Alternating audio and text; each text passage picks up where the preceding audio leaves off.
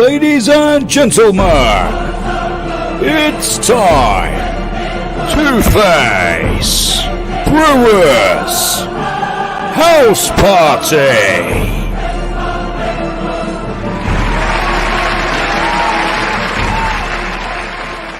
It's Monday, it's another week, but it is March the 8th. So hello everyone, it's schools, everyone.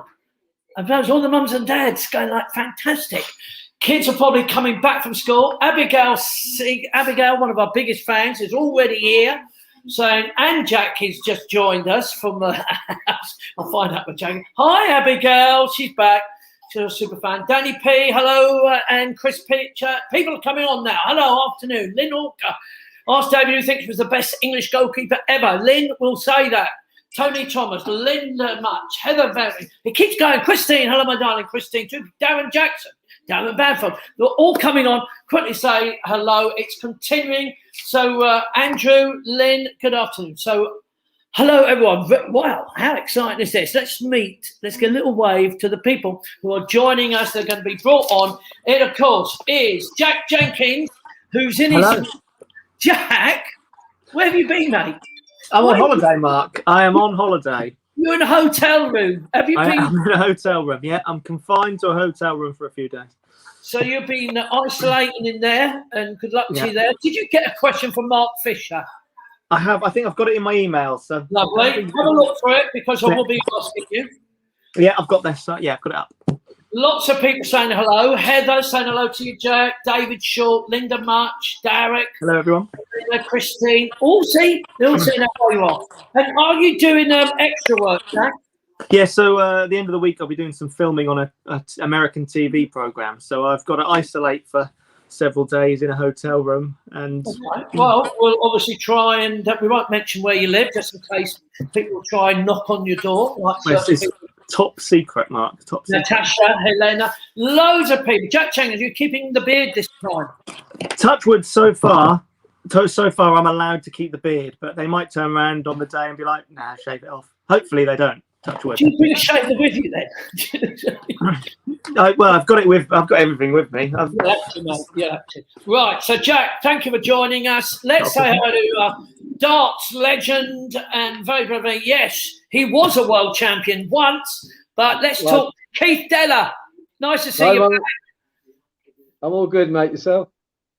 It's properly right saying you're a legend because you're not quite dead, but quite honestly, people thought you had died. I don't know why, Keith. I mean, my darts career has.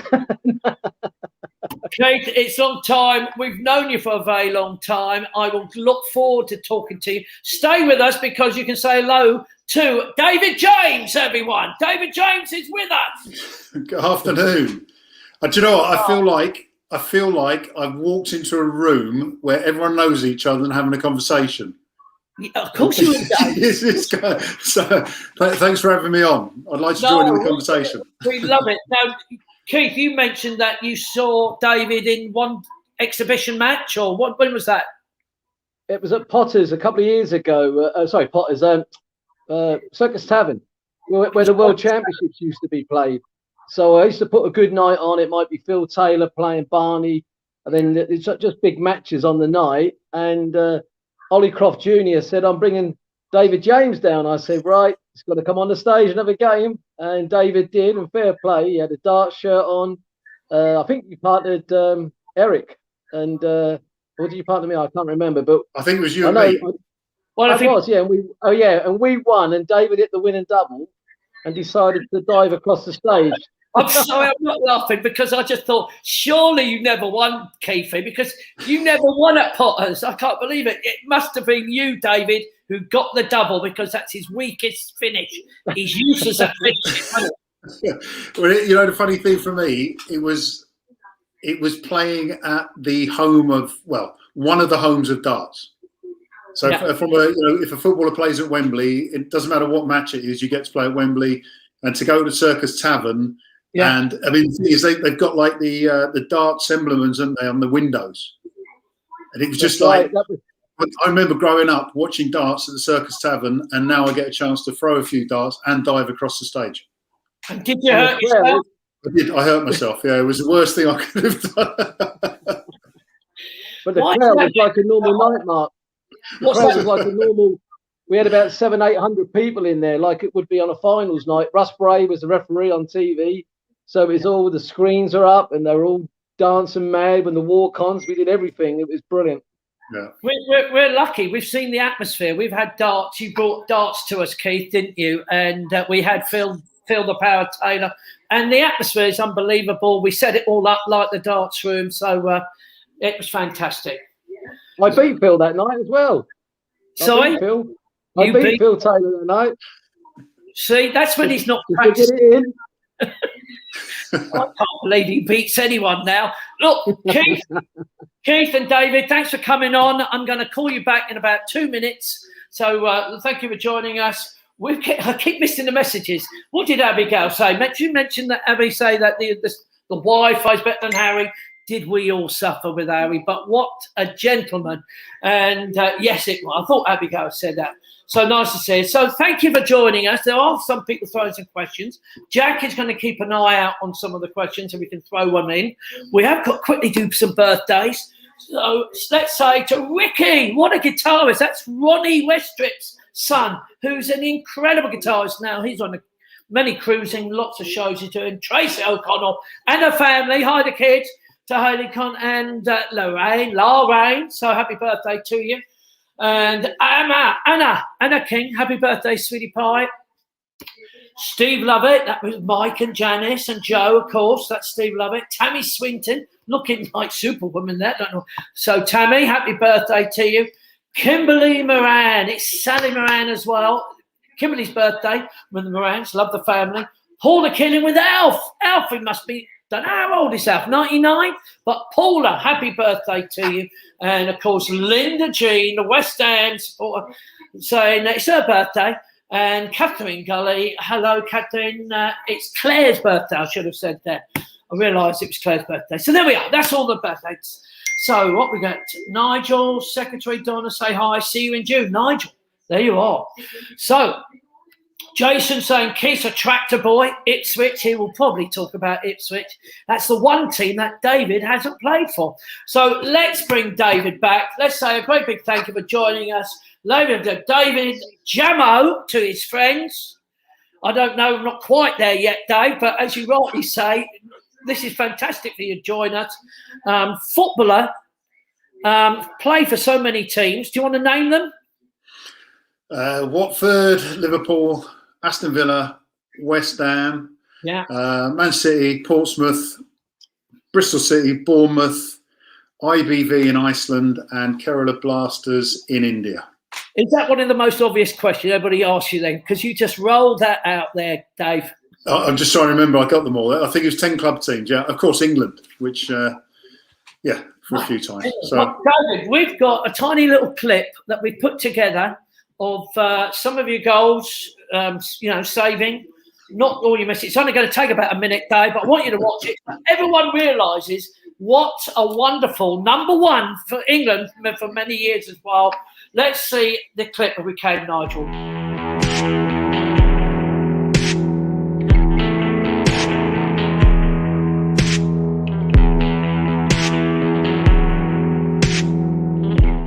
Scholes picks the ball up, controls it so beautifully from distance. He'll hit one. One England player denied by another. Greening, Whelan. A great save from James, and it's still not over yet. Oh, miscue by David James, and he's got away with it. You just never know, do you, with David James? He always has the capacity to do something extraordinary. He's been dispossessed here by Benjani as Campbell made the mistake. Here's Ireland, and it's touched in by Vassell. David James and Sol Campbell make an absolute mess of it. And David James is going to push forward. That would have gone to Schwarzer. Here's James. Oh, good skill by David James. Ball in. David James stretched, couldn't quite get there. They're appealing for a penalty, and it's been given. It's coming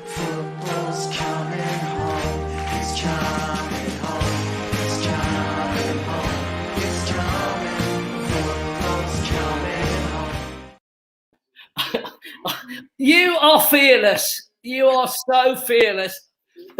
What made you say I'm going to do Strictly Come Dancing, Dave? Well, do you know what? I don't know what was worse, that last clip or the one with me and Sol Campbell at Man City. Yeah. Do you know, I would never have done it if I didn't have I'm not going to say who he supports, but a good friend of mine who's an ex-swimmer. He'd been on the show 12 years ago, 13 years ago, whatever. And literally that morning, I got a message from my agent saying, do you want to go on Strictly? And I went, nope. Went to my mate's house, said, oh, they've asked me to go on Strictly. And he goes, you got to go. And I said, why? And he said, because it's amazing. It's really, really, the people involved, everything about it is really, really amazing. So I thought, all right, I'll say yes, but depending on whether I enjoy the sort of rehearsal, whatever. Yeah. And I loved it. I mean, funnily enough, the bit on TV that you see on a Saturday night, or you saw on a Saturday night, didn't show you everything, because your training was solid, really, really good. I got fit, which was important or nice. Thoroughly enjoyed it. Unfortunately, the judges didn't enjoy as much as I did, so I wasn't on there long enough. No, it says someone just asked, you still living in Stevenage, David? For the time being. For the time being. He's moving. The boxes are ready to go. Liverpool, there's lots of people saying hello there, David, but I would like to say I thought you were fantastic. Do you know what? I have big arguments about Strictly Come Dancing. I actually believe that it really should be a competition, or fun competition, with people like yourself who've never danced. It was clearly you've never danced, with sports people, anyone who've never had and see you progress. But you keep getting incredible people who've danced. Obviously, they've danced before, and I keep saying that's not the same competition. You don't want them to be starting at dance schools or whatever. And you think it's not the same. It's more fun watching the people like you trying to dance, Dave, and learning. And then listen. The show, I think it broke records. Definitely broke records when the season I was on. But it's the most watched program on English TV, on terrestrial TV. So in the end, whatever they're doing works. And I was fortunate enough to go on there, have a go. I'll tell you now, the only time I've danced since is when I've gone on shows and they've asked me to do some dancing as an intro, and it hurts. That's the one thing I don't miss, is the pain. Yeah. So, the idea that they say, you're going to keep on dancing, no chance. No, I mean you've literally shelved that. Then you've shelved the dancing. I tell you, it just hurts. No. It just hurts. Yeah, I thought football was tough. And literally, when you say that, how many hours are you talking about in a day? Was you doing it every day? Was it a week, or was it a day? Yeah, well, the show's on a Saturday, so we would train Monday to Thursday in the studio, and the training sessions could be from 9 to 11 hours a day. And I remember one day it was an 11-hour training session, and I literally left the studio once to go to the toilet. So I was in there for 11 hours and it'd have been the thing is, it's not 11 hours constant dancing, but you'll do a bit, stop, do a bit for 11 hours. And I lost 1.5 stone, which I didn't think was possible. I was light by the end of the show. I was lighter than I was when I signed apprenticeship, I think, at Watford at 16 years old. Yeah. I mean, it's just incredible, and I was thought, good on you, mate, for having a go, and thank you. Out of it, I thought that's not fair. Get rid of the real dancers who've been on. I would have got rid of them. But David, let's talk about your football, mate. Let's talk about. You said you started with Watford. You said that's your youth team. You've had an incredible career when you think about it. I mean, literally from Watford to actually then go. Was it Liverpool? Yeah, I mean, well, thanks. Yeah, I mean, I was at Tottenham for a year as a kid, 12-year-old till I was 13. Yeah. Played one game for Tottenham, which was literally the last week I was there, against Watford. We lost 6-2.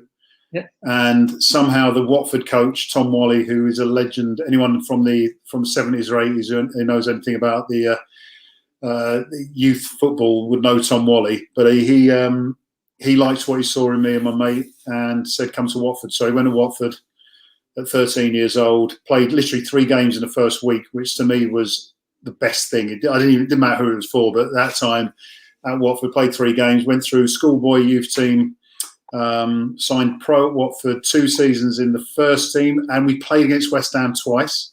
Mm-hmm. Yeah, the season at West Ham went up. Lost at home, lost at Upton Park 1-0. Julian Dick's penalty. Lost at Vicarage Road, and my mind has gone totally blank. Alan Devonshire. Yeah. 1-0. You had Ludo McCloskey, who comes from near Moscow. He was in goal. Anyway, sorry, I'm just going back, reminiscing for a moment there.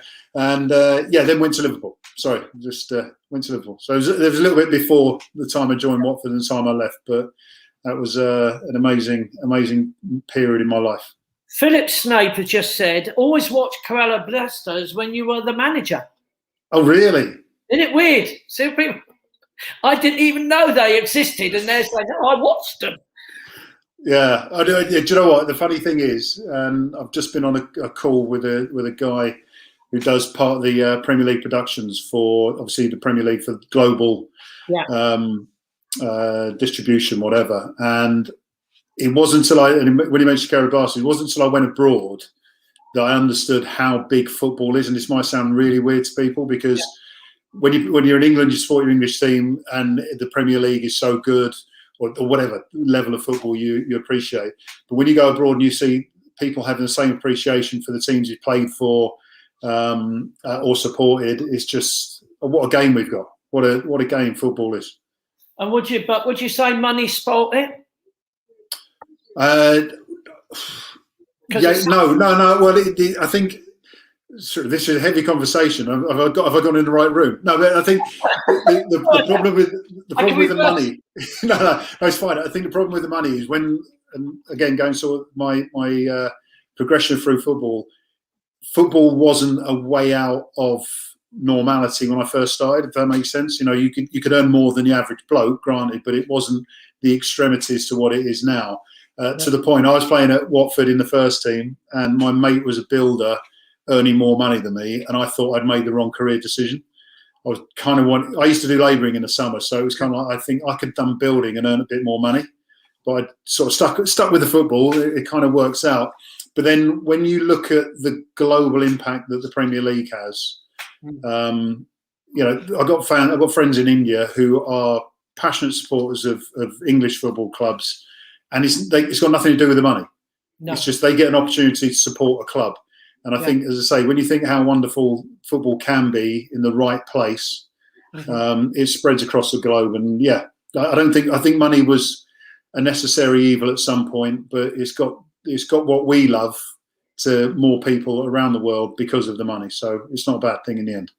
Someone's right. That's Russ there. He runs his own sort of iPods and podcasts. Love Joe. Oh, Russ. Yeah. He's lovely. I love that. Lots of people saying top geezer. Jack Jenkins got a message from Mark Fisher. So let's get Jack on because he wanted to ask a question about some stuff. Yes, I've had a few connection issues, so sorry if I freeze at all. But we had one from Mark Fisher saying, ask about why Liverpool is struggling so much and that even Alisson, one of the biggest goalies in the world, has even dipped in form. Do you think his own performance have suffered because of the ever-changing defence in front of him? And as a keeper, what would you do to re-find your confidence if you had made a mistake? Good question, Mark. I think, right, so when I look at football or a match or a succession of matches, if an individual or a couple of players are in bad form, then usually you can narrow it down to what they are doing, on the field, off the field, if it's confidence. I mean, it's encapsulated in a couple of players. When you start seeing multiple players, and in Liverpool's circumstance, when you see a team not performing, then I think it's more environmental. And the argument that no home fans makes is difficult. I think there's a sense that might apply to Liverpool more than some other clubs because even the manager likes the home fans. And if you're working in a sort of constricted environment, it will affect the manager. And the manager at the end of the day is the one who controls the team. But I think there's more environmental issues at Liverpool than just no home fans. It's something that I'm not privy to what's going on inside Liverpool to say how they rectify it. But when every player isn't performing at the level, then there needs to be a serious change. With regards to Alisson, I still think he's a top goalkeeper. And 3 months of bad form doesn't make you a bad goalkeeper. However, you have to return to the good form to justify that you are a top goalkeeper. Does that make sense? Yeah. People always talk about, you get over it. You're as good as your last game and all that stuff. But in the end, everybody will. Their peak will be over, and they're on a downward slide. So, I still think he's got a lot to offer, but I think Liverpool need to change their environment before the likes of Alisson will be back at that top level. He still make later saves. If you look at Edison at Man City, I was at the game yesterday. He made some top saves, but he could do nothing about the goals, and they lost. So Edison isn't a bad goalie because they lost. Yeah. Will they lose the next game? Probably not. But Alisson will be. I think he'll be fine. No, that's good. I think they're all. I think all Liverpool supporters can't believe it. Right, there is one. So I didn't answer one part of that. What do you do? Yeah. And I empathise with any bad form goalkeeper, be it Alisson at the moment or in not so good form, shall I say? Because when I was at Liverpool, I had that problem. And the strangest thing is, I didn't seek help from. I sought help from inside the club, but I didn't get it. So I had to go outside the club. And it culminated in a 2-hour conversation in my kitchen with some bloke that I'd never met before. And it was like, I used the analogy of sitting on a park bench and talking to a stranger and just airing all your problems. And after 2 hours, the guy left and I was like, I feel so much better. And it kind of changed me. But that was one person in bad form rather than the whole of Liverpool being in a bad situation at the time. So social distancing, maybe Alisson needs to walk down to Stanley Park and chat to someone on a bench. Well, I was hoping you're going to give this actual guy, Mark Fisher, some advice. I don't know if you're aware of it, Dave, but we work at a fabulous resort, 5-star resort. Every last night, the last day of the break, we used to have a friendly game of staff against the guests. Mark Fisher was one of the best goalkeepers we had there. Ian Hodges was one of them as well. But it's not as that we say. He had a little bit of a drinking problem. I've got a picture for you. There you are. That's how he used to play against us. And Ian Hodges. Where's Ian Hodges? And that's another guy who used to play against us. That's just saying, Dave, our team was so bad. That's how easy it was for the goalkeepers. And he had a Liverpool shirt, and that's how easy it was for Alisson 12 months ago. Sorry. Yeah. It is quite incredible. But Jack, thanks for the question, mate. Not a problem. We've got a few coming in as well because it's quite a regular one here. We get from our Potter's guests talking about walking football as well. Is that anything you've considered before? Have I considered playing it?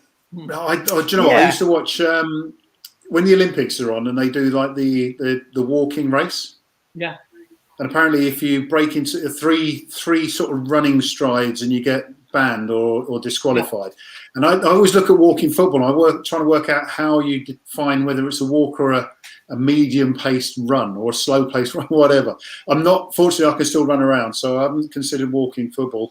My concerns for walking football at the moment, if I can get on my soapbox, is that the grassroots situation is not good because of the pandemic and whether or not a lot of these facilities will actually be there for people to get involved with walking football. But any kind of football, and I've worked alongside a lot of different organisations doing the different delivery of football is good. And if walking football is something you do, I'm not sure you do, Jack. No, not often. No, not often. But I'm sure there'll be a time where I will get involved. I won't be in goal, I'll be in midfield. I'll be that midfield rover, but like at walking pace. Yeah. Well, Gail Pettifer, that's only from Gail Pettifer. She loves her walking football. She plays for Fulham, I believe, for the girls, and she always tells me about them beating West Ham walkers, and I take no notice. It's what I expect. Mark knows all about race walking. I used to race walk, but I got disqualified in my first race for running, and it's at the point, Dave, I never did it again. I mean, I never walked again. I said, well, that's unfair. But I was winning by about a mile at the time. And I thought, well, this is so easy. And then they said, no, you were running, Mr. Bell. You were running. Anyway, Jack, thanks very much. I'm going to quickly say a last few minutes with MBE. How about that? Yeah. What an honour. Yeah, absolutely. I mean, it was an interesting, because they send you a letter or an email, however they contacted me in the first place, asking me if I would accept it. I'm sure they do this with everyone, of course, and because some people obviously don't accept it for multiple different reasons. Yeah. And if it had been just the sort of, I think I'm trying to think of the definition or the description for why I got it. It was a contribution to football and charitable work. If it had been for football, I wouldn't have accepted it, because it's kind of I did what I did. Yeah. I didn't really have a choice in it, in the sense that I played the games, and if it was good, fine. But when it comes to the charitable thing, then I accepted it from that, because one thing about footballers, and the reason I'm on here is because our friend John Still, is obviously very closely connected to the charity, and I just don't see enough recognition for footballers who do charitable work, because a lot of them do it. And I tell you a story, and I'm not going to mention any names. When during lockdown, I was talking to some guys about stuff that I've promoted. And I don't like actually promoting charity. It's a weird thing. I like doing charitable work, but I don't like promoting it, because sometimes it looks more like I'm doing my own promotion and using the charity as the reason for doing it. And I never do things that way. But one of my charities I work for, or alongside, is Feed Up Warm Up, which is a homeless charity here in Stevenage. And I've been on a couple of game shows, and they've been my chosen designated charity. And I've promoted it.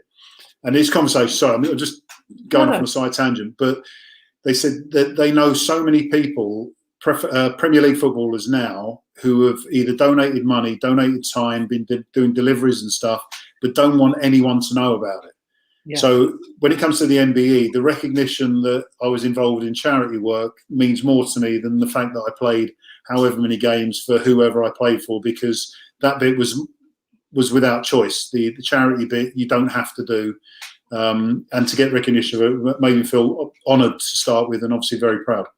Yeah, and you've tried. I mean, you know, we have to thank people like yourself, because obviously that's how I've got to meet Harry, and that was just through charity.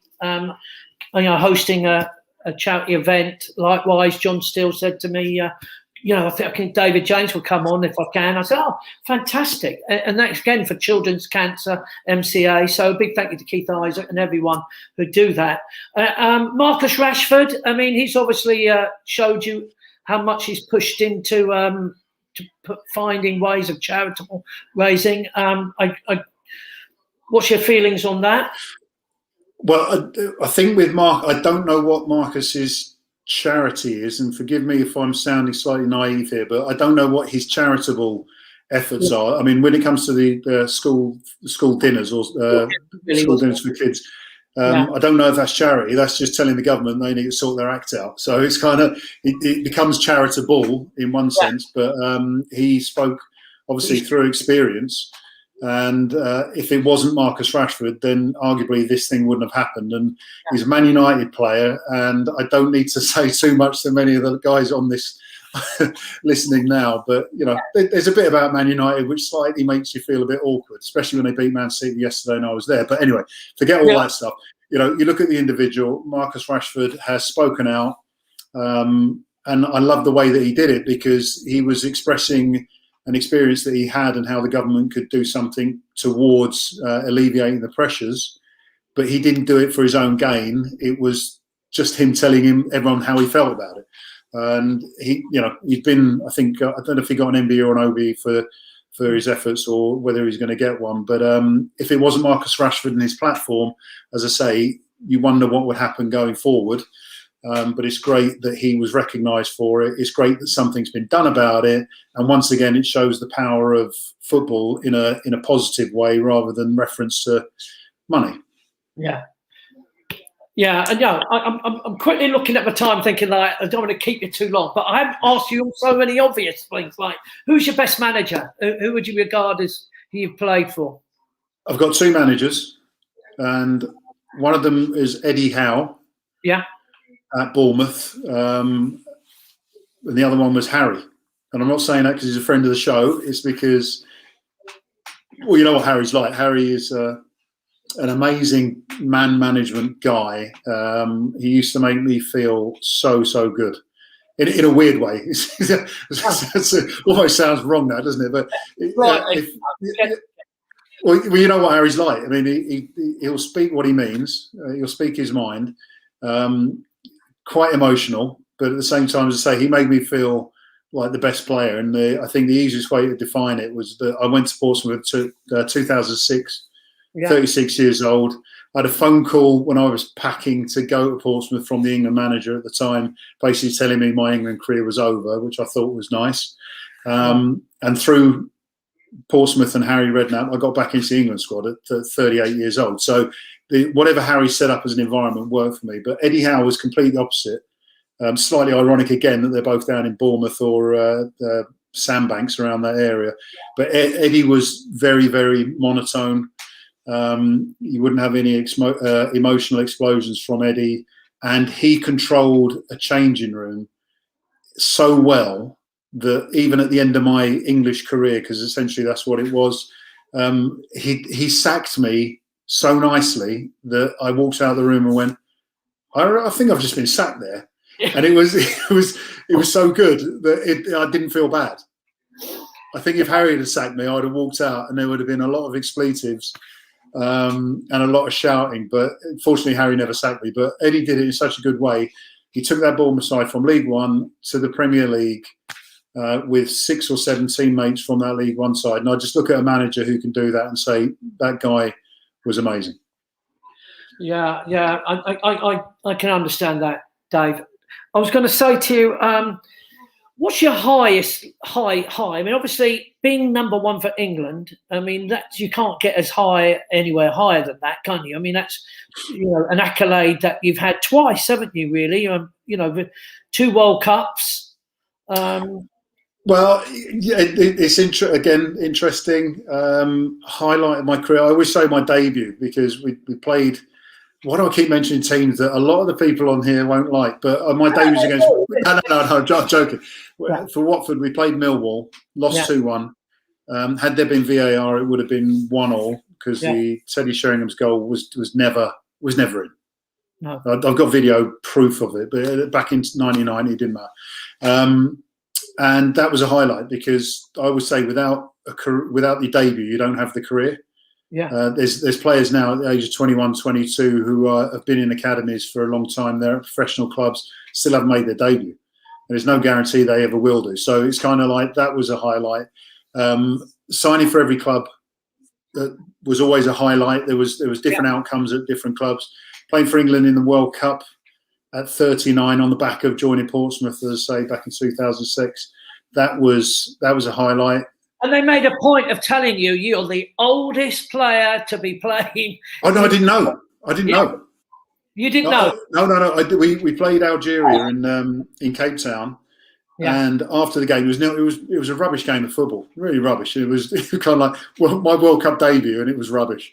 We drew 0-0. Afterwards, in the press thing, the guy said, "Do you know you're the oldest debutant in the World Cup final?" I went, "No, I didn't have a clue." So he didn't even that. Let's say it was a highlight the fact that I got on the pitch because I'd been to 2002 World Cup.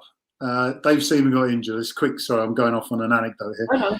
Dave Seaman gets injured. If anyone can remember, he catches a cross and he sort of does a handstand on the ball and he hurts his back. We were winning 1-0. I think Michael Owen had scored the opening goal, and the bench was a big long bench rather than the sort of layers. And Ray Clements looked down the bench. He looked me straight in the eye and went, "Nigel, get warmed up." And for a brief second, I thought there was a chance I was going to make my debut. But obviously, they finished the game off. We got beat by Brazil 2-1. Went to 2006. Didn't get a chance to play. Paul Robinson was in goal. Interesting, ex-Tottenham goal. Anyway, and then I had to wait till 2010. So it was kind of like a major highlight right at the end of my sort of the main part of my main professional career. So, and there was other one, playing in Iceland, playing in India. Yeah. I was fortunate to have enough. And winning the FA Cup. Yeah, this sounds mad, but the actual winning of the trophy was great. Yeah. But we were playing Cardiff, a championship side, so we should have won. And there's the end of the competition where you go, yeah. And it wasn't until the following day where we had the open top bus in South. We left. I don't know how long people have got to listen to me talking, but we arrive at Fratton Park. We're a little bit worse for wear, as you can imagine, after celebrating. So we arrive at Fratton Park. They got these 2 open top buses. We all jump on. We got cans of beer or whatever we're drinking. And we started driving towards Portsmouth Town Centre. Now, the tradition is you go to the town hall. Every time I've seen it on telly, it's been the town hall. And we're driving through town, and I'm just thinking there was a couple of people leaning out the window waving. There was a couple of people on the street sort of cheering. I'm thinking, I'll tell you what, Portsmouth really didn't care too much about it. It was one of these things. And then we sort of went past, and town hall was on the right, and we've gone left. And then we've circled round. Anyone who's familiar with Portsmouth and South Sea Common, we go onto the Common, and it was like a zombie movie with all these bodies moving towards this stage. And they reckon there was 200,000 people there. Wow. And it wasn't until that moment that I realised what winning the FA Cup meant. Yeah. And how much and again, it's about community and what football clubs leave or what they do for the community, and what Portsmouth meant to the local community. Winning the FA Cup meant everything, and it appeared that everyone turned up. So winning on the Saturday or Sunday, whenever it was great. The following day is when it became special. Well, look, we were proud of that moment because obviously you beat Tottenham in the semi-final. That was the West Ham. Oh no, that was 2010. Oh right, I just and there was Harry. Do you know? One of the funniest things about it was, and if I can just talk about Harry as a manager, and he, unfortunately, even if Harry's here to listen, we know that it would take him 3 seconds to respond.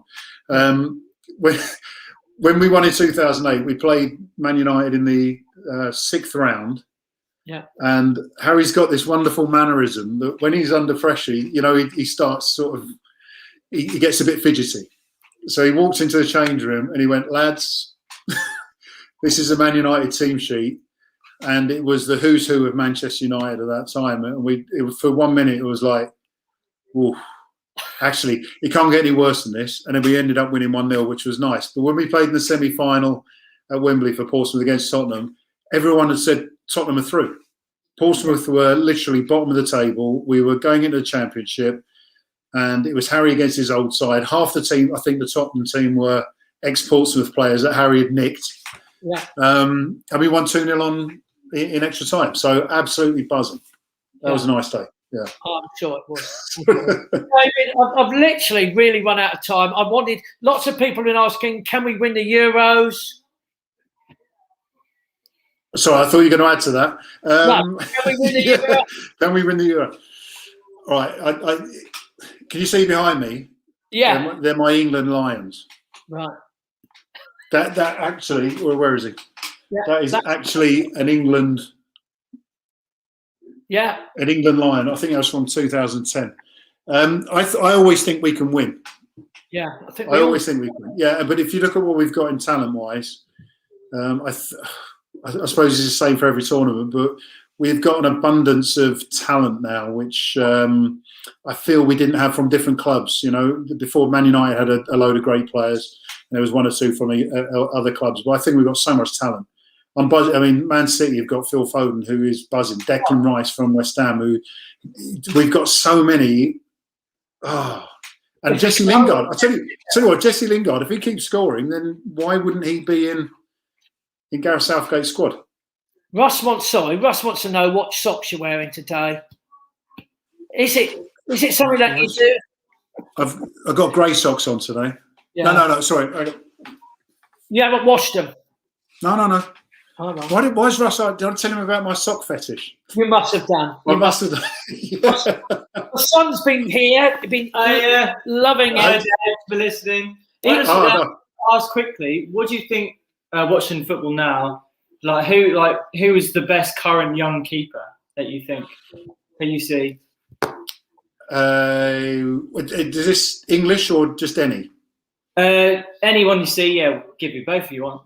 Right, Henderson at Manchester United. Yeah. Fantastic. He excites me. He's raw, confident. Watching him yesterday, it was good watching him yesterday live. because there's certain stuff you wouldn't have seen on TV. Pickford, do you reckon?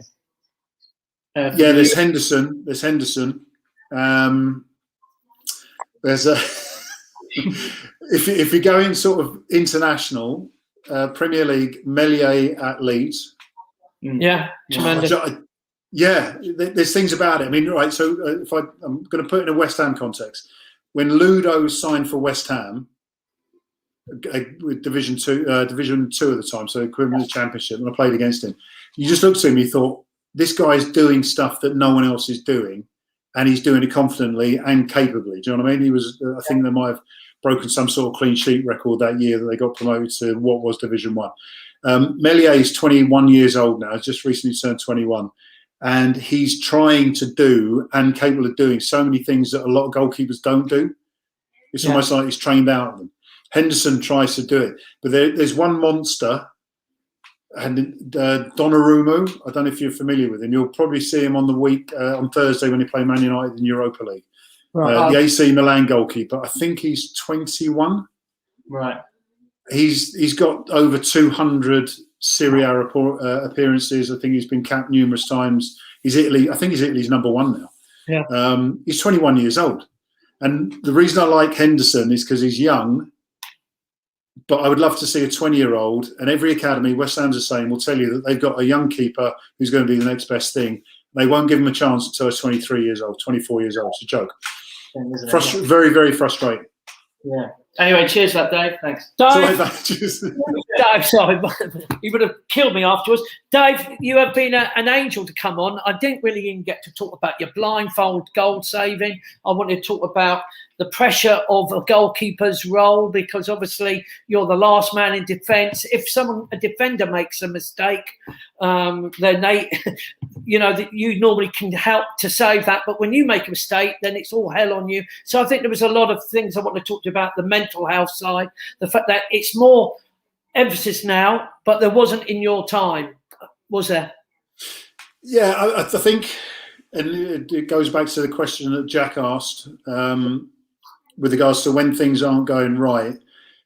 We even now that I'm not in the game and I'm not playing, there's a sort of observer's view where we think we know the answers, but you have to be in there. And anyone listening, anyone who's on this broadcast at the moment will understand that what happens in their life might be similar to someone else's, but it is very unique to your life, and therefore you have that personal attachment, which is difficult for someone else to empathise with. And when it comes to making mistakes as a goalkeeper, I used to get hammered. Mm-hmm. The pun wasn't intended then, but I used to get hammered. And the problem was, without the support network, and again, what MCA do as part of their support network for people in desperate need is that is the most important thing, because there's always going to be mistakes. But if the support network isn't there to help you through them, then the mistakes become chronic, if you like.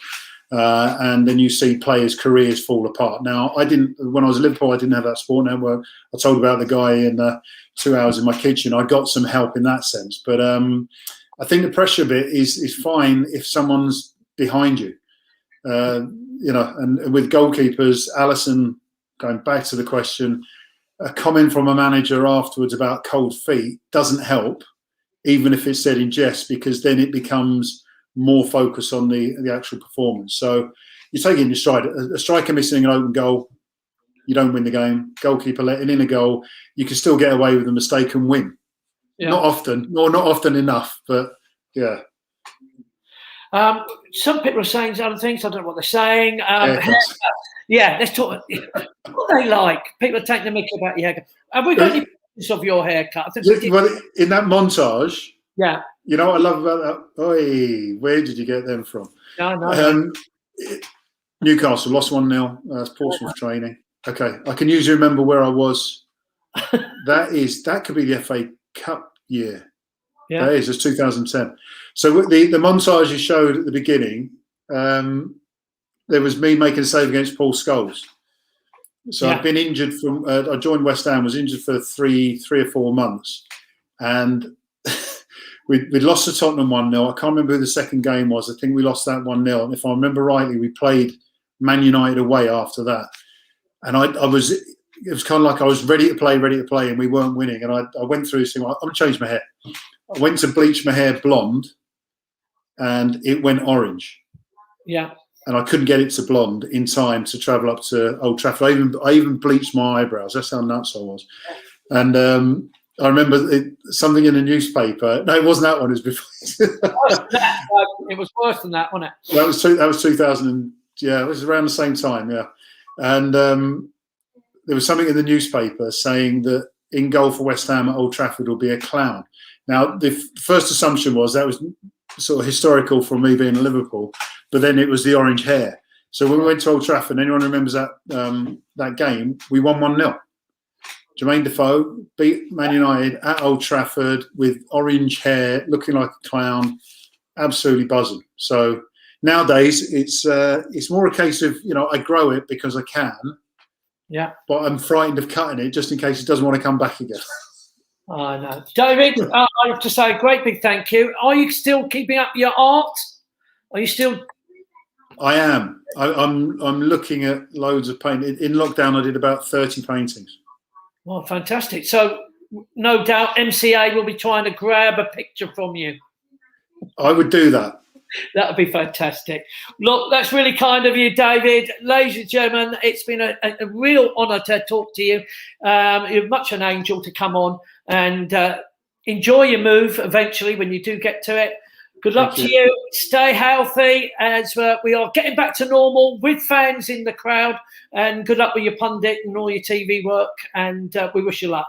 Ladies and gentlemen, well, hopefully, when we get back into the stadiums, it will be watching West Ham play Champions League football next year. Come on. Never play that. Thank you. Ladies and gentlemen. Bye. Thank you, everyone. MBE, David. There it is. We found your hair. Oh, dear. What was I doing? Thank you so much. Thank you. Take you off. Back, mate. Thanks so much.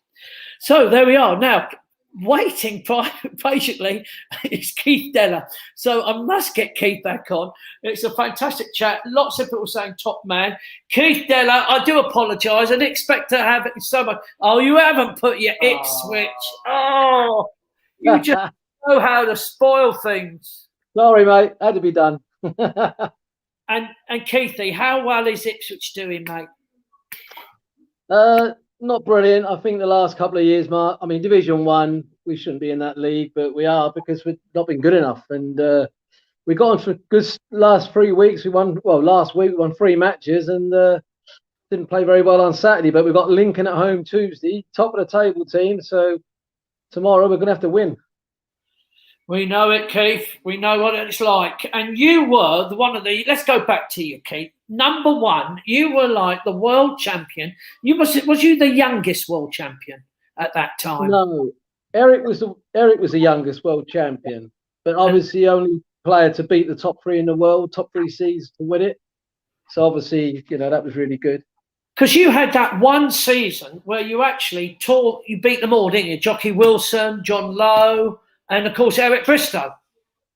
Well, yeah, because what I had to do, Mark, is I had to win the Los Angeles Open in 1982, where all the big boys were in it. That then got me a playoff in London, and I won 3. I had a guy from Spain in the first round. You don't even find a dartboard in Spain, so that was a buy. Then I had an American player. Then I had a Scottish number 2 player and I won 9-0 to get through. Yeah. And then when I went to the Worlds, because I knew I was a really good dart player, and I felt that I had a good chance. I know it sounds silly, guy, he's won it now, but Peter Purvis, who was the Blue Peter presenter, he said, I hear you're a good qualifier, because there was 4 qualifiers. I said, I'm better than that. I'm world champion. I'll win it. So he had £20 on me at 66 to 1. Don't tell me that, Keith. Oh. And so when I had the trophy in the they were just showing a little montage, they went, quick, go and get my money. So I think he won 3 times as much as he got from the BBC that week. I bet he did. But, Keith, we actually have got a tiny little clip of you having that big 138 takeout to win the World Championship.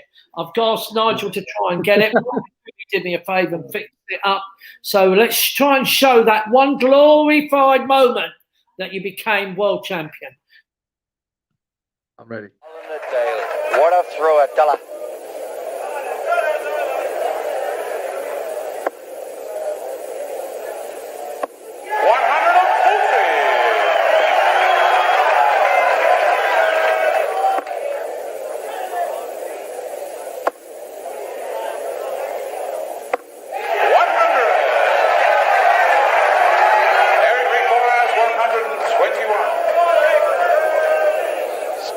this leg, Brister.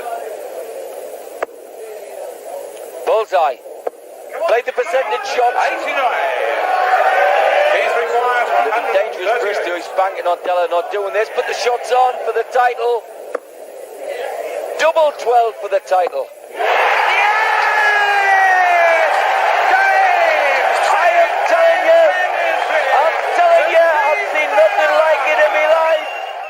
I mean, Keith, you look so young.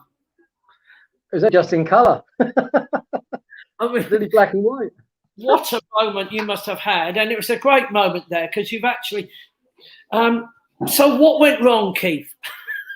Going on the road too much, I think. But I mean, I think I won the next tournament straight after that, the Double Masters. That was the final was on ITV. I won that. Yeah. And then I think the thing hardest for me, Mark, was I'm not used to going on the road around the country, all over Europe playing. So it was something I had to learn, but I had to learn straight away as a world champion. I think people say, would it have been better if I'd have won a couple of big tournaments than the Worlds? Yeah. So I was really pushed into everything. I mean, the 87, the British Professional, which was, 7 days on TV, I won that as well, which was at the time the best players. But, they were the two biggest tournaments at the time, and I won them both. And the other one was the World Masters, where I lost to Eric in the final. So, but with the 138, I mean, we become really good friends, me and Eric, when we started working for Sky, doing the spotting. And he said to me, his mate went, we were in Tenerife last week. And Eric would always get on the bus. He wouldn't get a taxi. No, I'll get the bus to the beach. The bus come round, and it was 138. He went, no, I'll get the next one. Oh, bless. And of course, I mean, we got to meet you 30 odd years ago. I mean, literally 30 odd years ago, when you got invited to come and play darts for us at Potters. I mean, don't get me wrong, I teased you enough times. I called you the one-hit wonder. I was giving help. And then, of course, I wouldn't let you actually win a game against any of our guests. I cheated so many times. Well, I used to do the holiday circuit. I used to do the Butlins holiday camps, go everywhere. I mean, I used to do on a Monday, I was at Skegness, and then on the Friday, I used to go to Pwllheli. But the first 2 weeks, I had to go on after this keyboard and singer for 40 minutes. They put the dartboard in the shed. They said, it took me 5 hours to get there. They said, the dartboard's been stolen. So I said, okay. So I left, didn't play. Went back the following week. He said, ever guess what? I said, it's been stolen. He went, yeah. I said, have you thought about putting it somewhere else? And he went, I think we'll have to. But on the Thursday, I used to go to 6 holiday camps all around Great Yarmouth. And yours is always the last one at 9:30 at night before the cabaret. And Johnny, your sister. Johnny Wade. Johnny would have a bottle. And one time, I remember, Mark, when you thought you'd put me off by spinning the board. And unfortunately, the board went on the floor. But no one ever really used to win, because I think used to put them off all the time. But eventually, I always lost, but I didn't mind. It was great fun. I mean, it's fantastic Potters. I mean, I've seen it from how it's grown all over the years. Unbelievable. You watched us grow, haven't you? You watched us go into this 5-star resort now, which is quite incredible. And you said have you seen the new bar, the new garden bar, the new stage and everything? We've got 2 sort of entertainment centres now. Well, I saw it on online because obviously it wasn't the last time I was there. Was 2019. We had the big darts night with Phil Taylor and Martin Adams and Colin Lloyd and a few of us. Did you say you beat Phil Taylor that day? Well, it was a round robin. Yeah, I went out in 12 darts. Funny enough, because we're really good mates, Phil. And I was 1-0 up, and then the second leg he won. The third leg, to us, all the dart people out there, he went 140, 180 to leave 90 odd after 9, which is fantastic. And as he walked back, he went, and I took 136 out. And when he lost, I went, you've got to go in the loser's corner now. But then, but I must admit, John Potter wanted to meet Phil. So and Phil said, I said, Phil, this is John Potter, the owner of Potters. He went, it's nice to have someone who's got as much money as me. And I turned around to Phil and went, you haven't, Phil. So John liked that one. But no. Like that. But Phil Taylor was a lovely guy as well. I mean, actually, he used to have a bit of a reputation that he was quiet and he kept himself out of it. But when you watch the response of the audience, how much they want him, I mean, he's like the superstar of darts, wasn't he? And everyone must have wanted a little bit of him, and it must be how all these players. And I actually understood how he must have felt, that everyone wanted a selfie, everyone wanted a picture. And of course, what was fantastic, through this break that he had, he came and did this one night special with us, Keithy. He was fantastic there. He spent to midnight plus taking photos with everyone and signing autographs, and he absolutely loved it, didn't he? Phil was a great guy. I mean, I've been, as I said, really good mates with him. I mean, he's always bringing me up. I mean, one story, we were at a tournament and he brought me a shirt.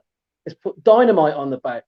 And it's a really nice dart shirt. I said, oh, thanks for that, Phil. I said, Dynamite? I said, yeah, I'm pretty good, mate. He went, I said, why did you call me Dynamite? He went, well, you always blow out in the first or second round. I went, thanks a lot.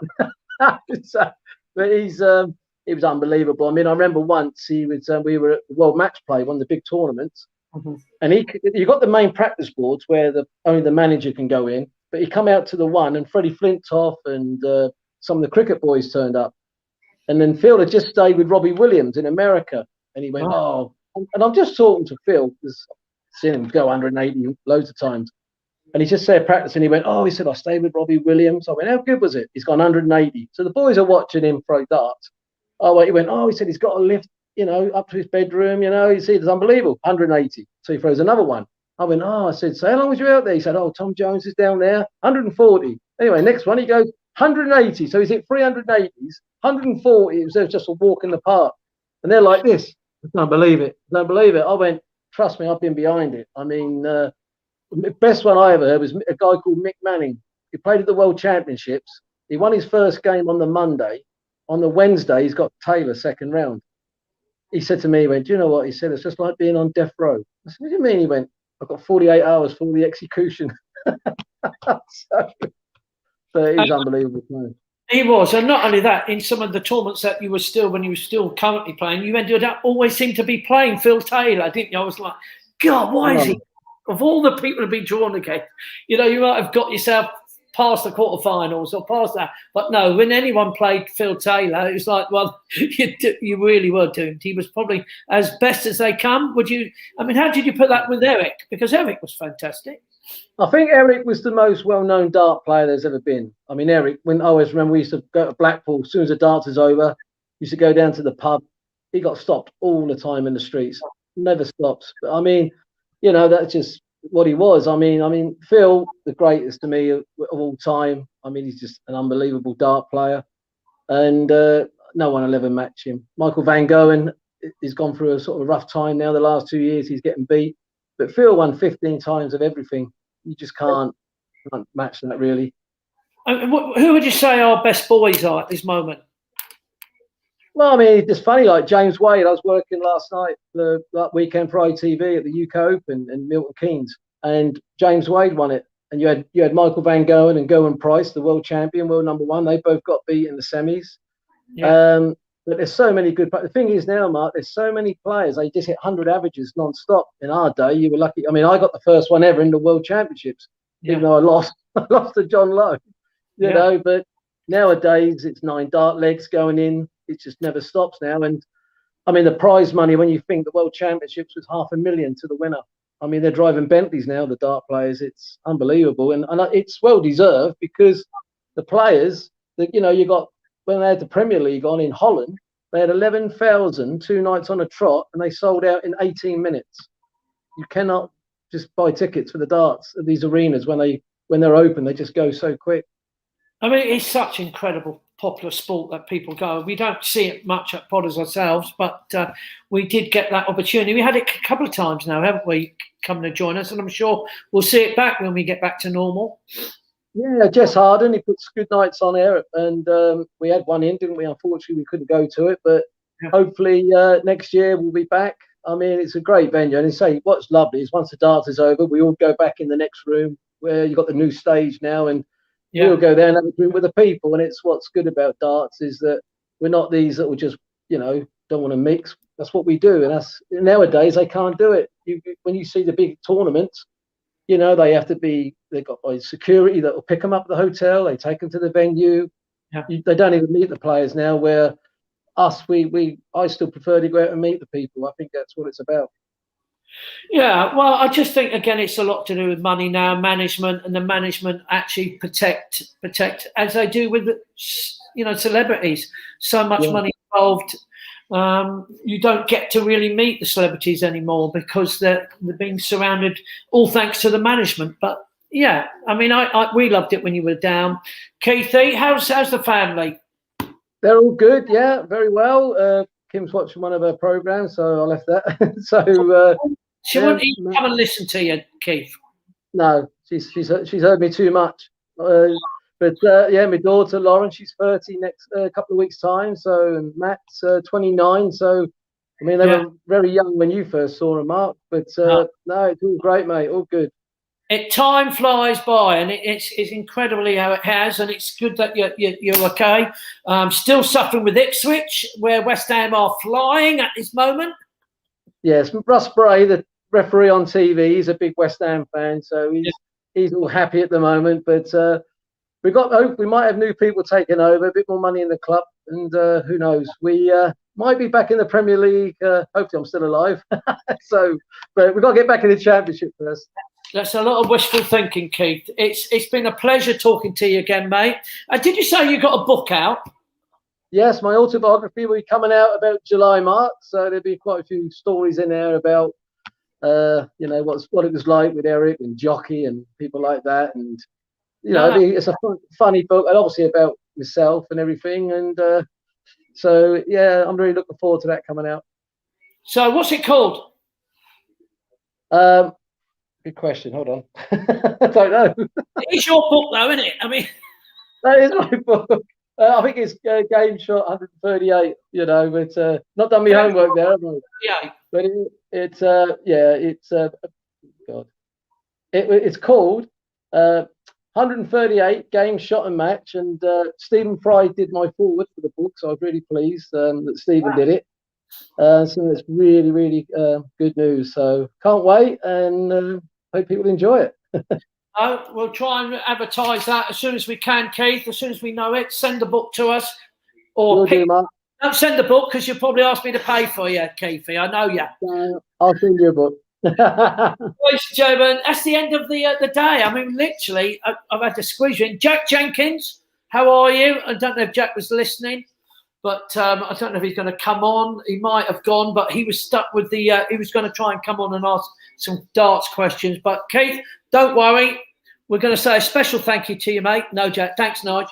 So there we are. Thank you to a wonderful coach, talking to David James, and, of course, wonderful Keith Della, who, albeit not retired, but still doing exhibitions, still writing a book. I'll be looking forward to reading the book myself.